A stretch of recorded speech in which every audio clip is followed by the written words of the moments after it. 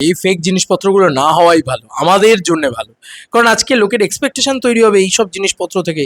কি হচ্ছে এগুলো, মানে একটা নেক্সট লেভেলের বাড়াবাড়ি হচ্ছে এবার। কারণ দেখো এটা না, মানে এখন দিলসে দেভিয়ান কিচ্ছু চেক করে না, কিচ্ছু এ করে না, দুম করে পোস্ট করে দেয়। এটা ঠিক নয়, একটুখানি দাঁড়াও, একটু চেক করো অ্যাটলিস্ট যে কী হচ্ছে না হচ্ছে, কি বৃত্তান্ত, না দেখে দুম করে পোস্ট করে দিলাম আমরা একটা কিছু। এ দেখো, এটা পোস্ট করে দিয়েছে।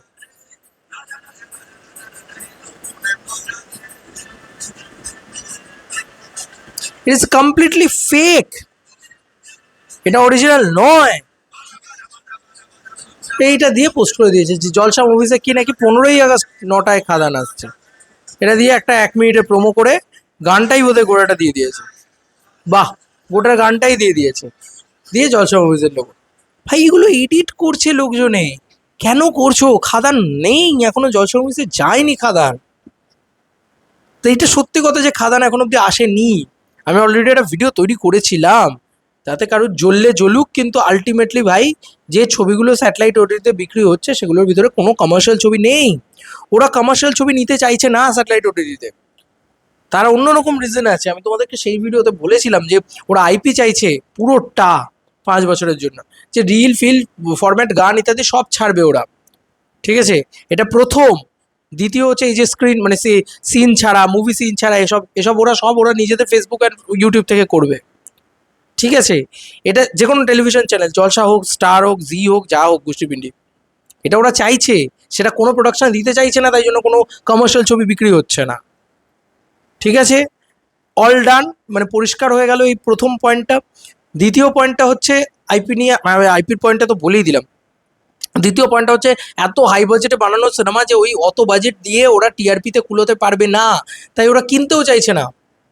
মানে এটা যদি না হয়, মানে ওটা দিয়েও কিনতে চাইছে না, মানে পুরো ওয়াইপি ফাইপি দিয়ে দিলেও হয়তো খুব বেশি হলে 2 কোটি টাকা দেবে একটা ছবিকে।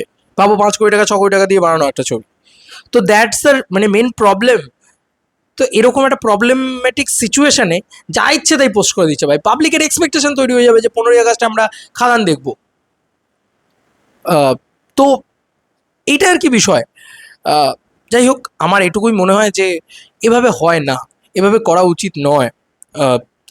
এই জিনিসপত্রগুলো করা উচিত না, বিশেষ করে যারা দেভিয়ান রয়েছে তাদের তো একটু সিনসিয়ার থাকা উচিত যে কেন আমি দাদার ক্ষতি করে দেবো এমন কিছু করে।